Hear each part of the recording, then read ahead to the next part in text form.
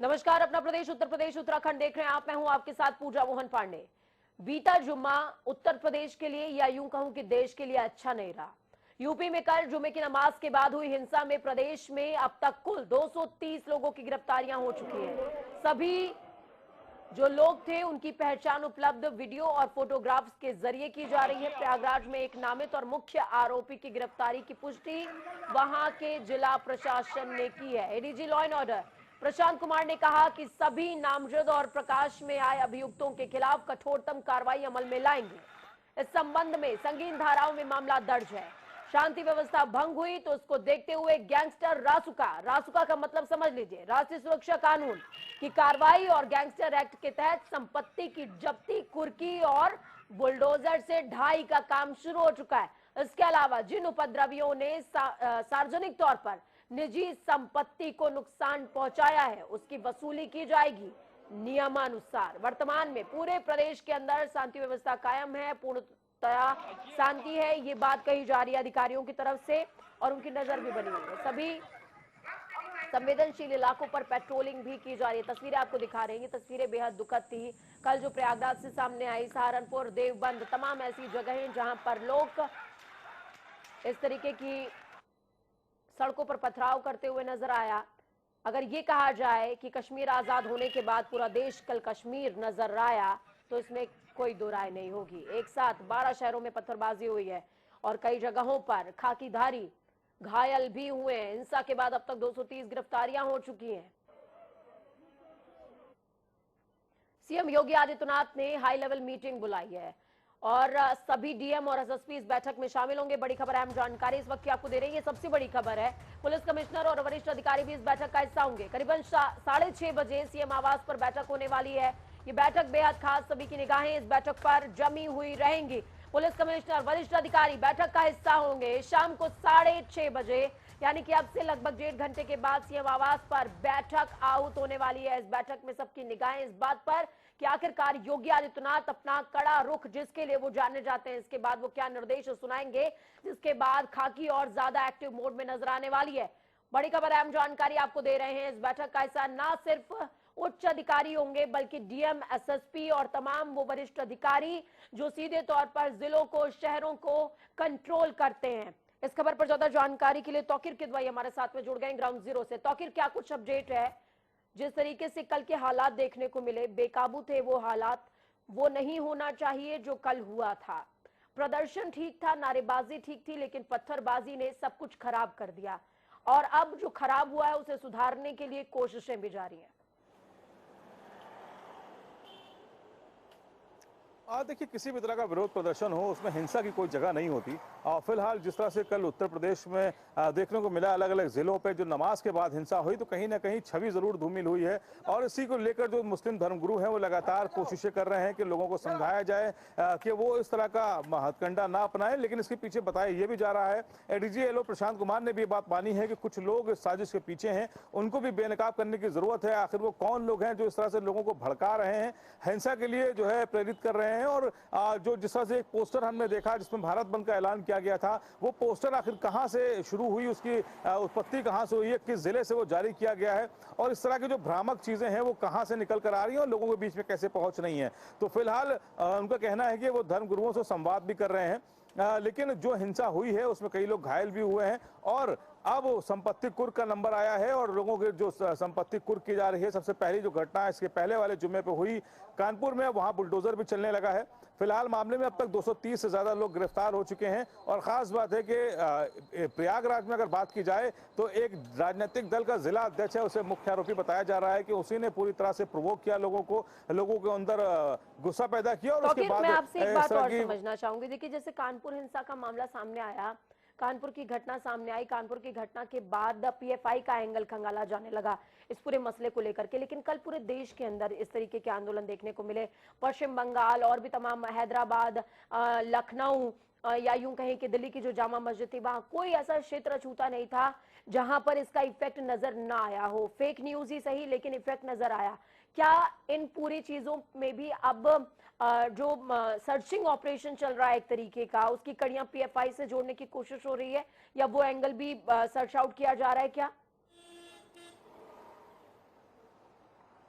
देखिए, पीएफआई को लेकर सर्च जरूर कर रही है पुलिस और छानबीन कर रही है कि उसका इन्वॉल्वमेंट कहीं इस तरह की हिंसा में तो नहीं या इन लोगों को भड़काने में तो नहीं किया गया। लेकिन फिलहाल जिस तरह से र्यूमर है, जिस तरह से अफवाहों का बाजार गर्म है, ये कहीं ना कहीं अफवाहों के बलबूते ज्यादा इस तरह की साजिशों को अंजाम दिया जा रहा है, क्योंकि जो नवयुवक है उसके व्हाट्सएप और उसकी फेसबुक यूनिवर्सिटी में इस तरह की चीजें आती हैं जहां से उनको भड़काया जा रहा है, उनको प्रेरित किया जा रहा है। जुमे की नमाज के लिए जिस तरह से कानपुर में देखा कि एक हफ्ता पहले ही पूरे शहर में पोस्टर चिपका दिए गए, कानपुर बंदी का ऐलान कर दिया गया, पुलिस प्रशासन को इस बात की जानकारी भी थी, लेकिन फिर इसके अलावा भी वहां पर जो पुलिस का डिप्लॉयमेंट था वो पूरी तरह से नजर नहीं आया। तो कहीं ना कहीं कानपुर की हिंसा में एलआईयू का भी फेलियर था, क्योंकि उन इलाकों में पहले से ही बता दिया गया था कि यहाँ पे लोग इकट्ठा होंगे, उसके बावजूद पुलिस फोर्स कम नजर आई।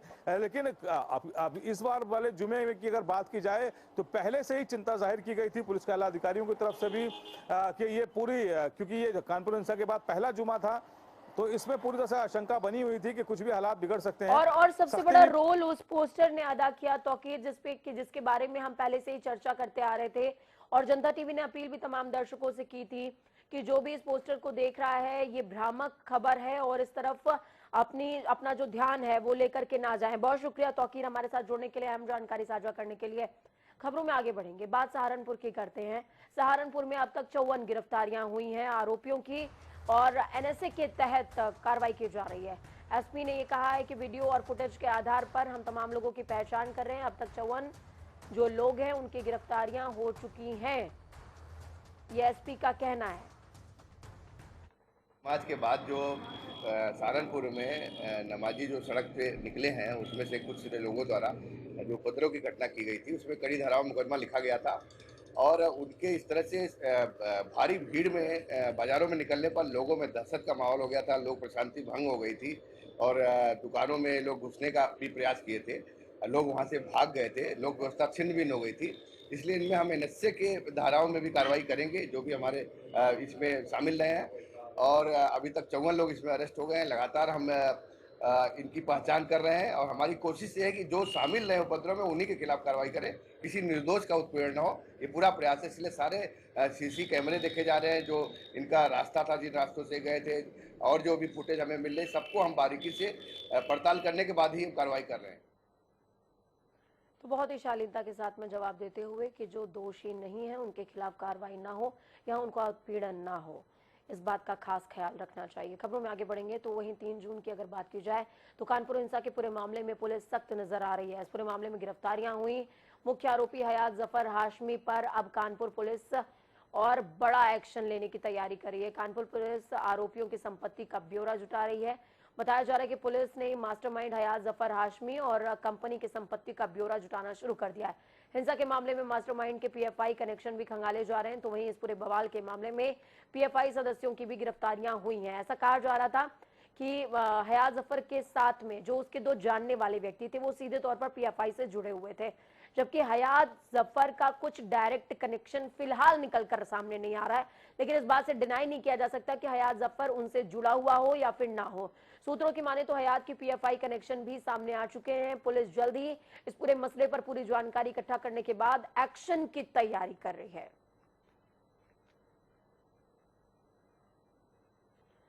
बीते दिन जुमे की नमाज के बाद प्रयागराज, हाथरस, देवबंद, सहारनपुर, फिरोजाबाद में भाजपा की पूर्व प्रवक्ता नूपुर शर्मा की गिरफ्तारी को लेकर विरोध प्रदर्शन के बाद पथराव हुआ, आगजनी हुई। इससे पहले कानपुर में 3 जून को नमाज के बाद पत्थरबाजी की घटना शुरू हुई, जिसका मुख्य आरोपी जफर हयात पुलिस की गिरफ्त में और पूछताछ जारी है। सीएम योगी आदित्यनाथ के आदेश के बाद उत्तर प्रदेश पुलिस उपद्रवियों पर लगातार कार्रवाई कर रही है। इस क्रम में कानपुर विकास प्राधिकरण ने जिले में हुए उपद्रव के मास्टरमाइंड हयात जफर हाशमी के रिश्तेदार मोहम्मद इश्तियाक की अवैध बनी बिल्डिंग को गिरा दिया। यहां पर मोती झील बेना झावर रोड पर बनी आलीशान इमारत को ढाने की कार्रवाई शुरू होने से पहले भारी पुलिस बल आरएएफ की जवान इलाके में घेरा बनाकर के तैयार थे, जिसके बाद बुलडोजर से अवैध इमारत को गिराया गया है। बताया जा रहा है कि कानपुर में सभी आरोपियों के खिलाफ कार्रवाई सुनिश्चित होगी।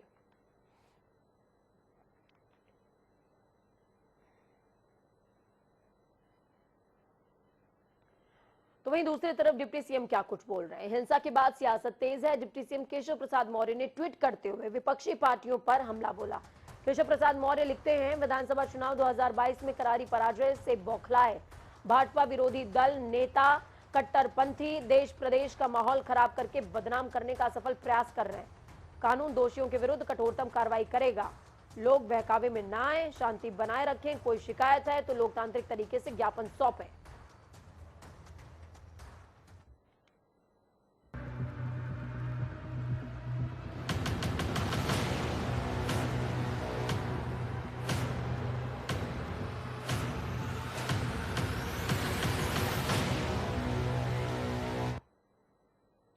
तो वहीं दूसरी तरफ काशी धर्म परिषद की ओर से वाराणसी के पातालपुरी मठ के महंत बालक दास की अध्यक्षता में संत समाज की बैठक हुई है। इस बैठक में जुमे की नमाज के बाद उत्तर प्रदेश और देश में हो रही हिंसा पर चर्चा हुई। चर्चा के दौरान मठों के पीठाधीश्वर, संत महंत और सामाजिक कार्यकर्ताओं की उपस्थिति में कुल 16 प्रस्ताव पारित किए गए। इन प्रस्तावों में मांग, हिंसा करने वालों की वजह से देश का माहौल खराब हो रहा है। जिस मस्जिद से पथराव हो रहा है उस पर पूर्णतया तालाबंदी हो जाए। प्रस्ताव में मांग है कि हर मस्जिद में सीसीटीवी कैमरा लगा दिया जाए जिससे मौलानाओं का भाषण रिकॉर्ड हो सके। इन प्रस्तावों को सभी अखाड़ों और सभी पंथों के प्रमुखों के साथ सरकार को भेजा जाएगा। के उद्देश्य का यही है कि जिस प्रकार से लोग तथाकथित अराजक लोग मौलवी देश की शांति को खंडित करने की ओर में बढ़ चुके हैं। जुम्मे की नमाज पढ़ करके जिस प्रकार से लगातार जो है अराजकता फैलाई जा रही, लाठी और ये ईटा पत्थर चलाए जा रहे हैं, इसको लेकर के संत समाज बड़ा चिंतित है कि देश में इस प्रकार की अशांति क्यों फैलाई जा रही है। और नमाज में ऐसा क्या जुम्मे की नमाज में पढ़ाया जा रहा है कि लोग बाहर निकलते ही उत्तेजित हो जा रहे हैं और उत्तेजित होकर इस प्रकार की गतिविधि का वो दे रहे हैं। तो मुझे लगता है कि आज संत समाज इसी बिंदुओं पर चर्चा की गई कि बैठक करके, और ये कहा गया कि भाई ऐसा अगर होगा तो बार बार हमारे देवताओं को खंडित किया जा रहा है, मूर्ति तोड़ दी जा रही है, अपमानित किया जा रहा है। तो वहीं दूसरी तरफ 2 दिवसीय दौरे पर पहुंचे प्रभारी मंत्री और कैबिनेट मंत्री गोरखपुर स्वतंत्र सिंह ने आज सुबह कई विभागों के कार्यालयों का निरीक्षण किया। इस दौरान उन्होंने आईटीएमएस नगर निगम में पहुंचकर ट्रैफिक मैनेजमेंट सिस्टम को भी समझाए। वहीं बीते दिन प्रदेश भर में हुए बवाल को लेकर स्वतंत्र देव सिंह ने कहा कि यहाँ की ट्रैफिक व्यवस्था बहुत अच्छी है, इसी तरीके से मॉनिटरिंग होनी चाहिए। और साथ ही कल जुमे की नमाज पर कई जिलों में हुए बवाल के मामले को लेकर स्वतंत्र देव सिंह ने कहा, उत्तर प्रदेश में कानून का राज है, अगर कुछ लोग गड़बड़ियां करते हैं तो कानून अपना काम जरूर करेगा। कुछ शरारती तत्व हैं जो इस तरह की गड़बड़ी करते रहते हैं, उनके खिलाफ सख्त कार्रवाई अमल में लाई जाएगी। देश में कानून का राज है। सबसे अच्छा ही बात है कि यहाँ कानून का राज है। किसी प्रकार का मान लीजिए कुछ लोग ऐसी गड़बड़ियां करते हैं तो कानून अपना काम करता है, लेकिन 25 करोड़ की आबादी में हिंदू और मुसलमान, मुस्लिम भी सभी, उन सभी की मंशा है भाई देखिए सरकार की योजना सभी के पास पहुंच रही है, कोई भेदभाव नहीं है, सबका साथ, सबका विकास, सबकी के विश्वास के साथ कोई भेदभाव नहीं। और दोनों मिलकर गरीबी से लड़ रहे हैं, गरीबों को विकास करना चाहते हैं, राज्य की खुशहाली चाहते हैं, वह भी राज्य की खुशहाली हम भी चाहते हैं। कुछ लोग शरारती तत्व होता है, उसके खिलाफ सख्त कार्रवाई होती है। तो वहीं खबरों में आगे बढ़ेंगे, बात उत्तराखंड की करेंगे। उत्तराखंड कैडर के पूर्व आईएएस अधिकारी और अपर सचिव रामविलास यादव के सभी आवासों पर विजिलेंस टीम की छापेमारी की कार्रवाई हुई है। अपर सचिव के लखनऊ, गाजीपुर, देहरादून के टिहरी हाउस समेत 7 ठिकानों पर विजिलेंस टीम ने एक साथ छापेमार कार्रवाई करी। ये कार्रवाई आय से ज्यादा संपत्ति के मामले में विजिलेंस टीम ने की है। अपर सचिव रामविलास यादव रिटायर होने से पहले से लंबी छुट्टी पर चल रहे थे। आय से ज्यादा संपत्ति के मामले में विजिलेंस ने उनके खिलाफ मुकदमा दर्ज कर लिया है, जिसके बाद ये कार्रवाई अमल में लाई जा रही है। रामविलास लखनऊ विकास प्राधिकरण के सचिव रह चुके हैं, जबकि वर्तमान में उत्तराखंड के ग्रामीण विकास विभाग में सचिव के पद पर तैनात है। रामविलास पर आय से 500% ज्यादा संपत्ति अर्जित करने का आरोप है। आईएएस रामविलास यादव 30 जून को सेवानिवृत्त हो चुके हैं। माफ कीजिएगा, 30 जून को वो सेवानिवृत्त हो जाएंगे।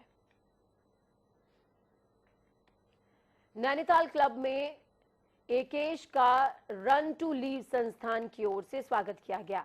इस दौरान एकेश ने बताया कि हेल 480 चैलेंज प्रतियोगिता एक अंतर्राष्ट्रीय प्रतियोगिता है जिसमें करीबन 30 देशों के धावकों ने प्रतिभाग किया। एकेश का दावा है कि उन्होंने ये दौड़ मात्र 9 दिन में पूरी की है। उन्होंने कहा कि वो पहले धावक हैं जिन्होंने 480 किलोमीटर की दूरी तय की। एकेश ऐसे पूर्व भी कई प्रतियोगिताओं में मेडल हासिल कर चुके हैं। इस दौरान उन्होंने कहा कि उनका लक्ष्य है कि वो एक दिन के अंदर 100 किलोमीटर की दूरी को तय कर सके।